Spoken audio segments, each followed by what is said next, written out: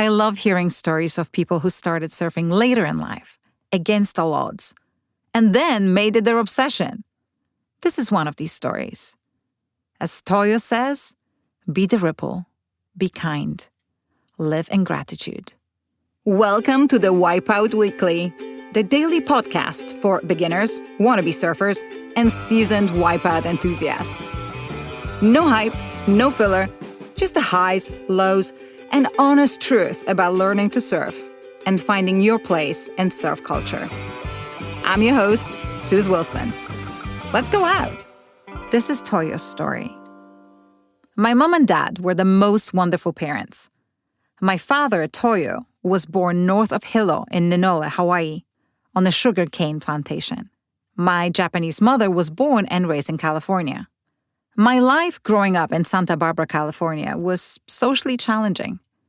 I recall being one of two Asians in my grammar school and the only Asian family in my neighborhood.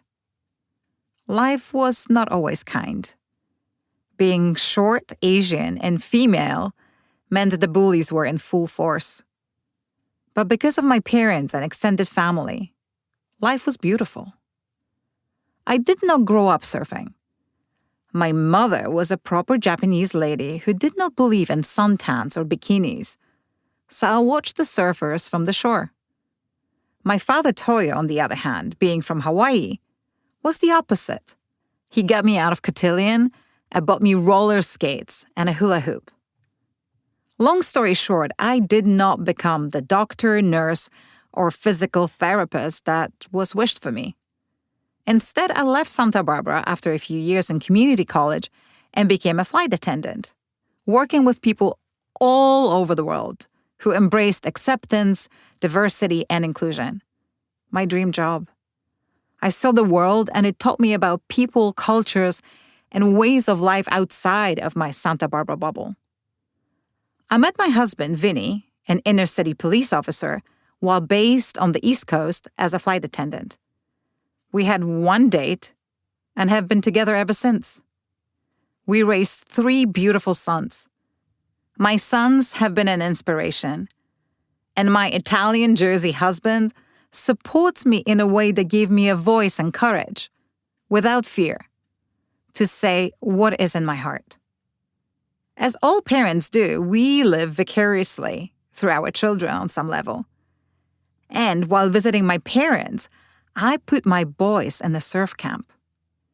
When my father Toyo passed, the boys and I moved back to Santa Barbara to take care of my mother.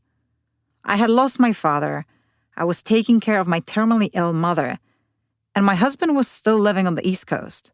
When the boys went to school, I spent a few hours in the mornings and decided, at 46 years young, to learn how to surf. I found peace, joy, and rejuvenation. There were not a lot of women in the water, and definitely not women of almost a certain age. So I started the Salt Water Divas.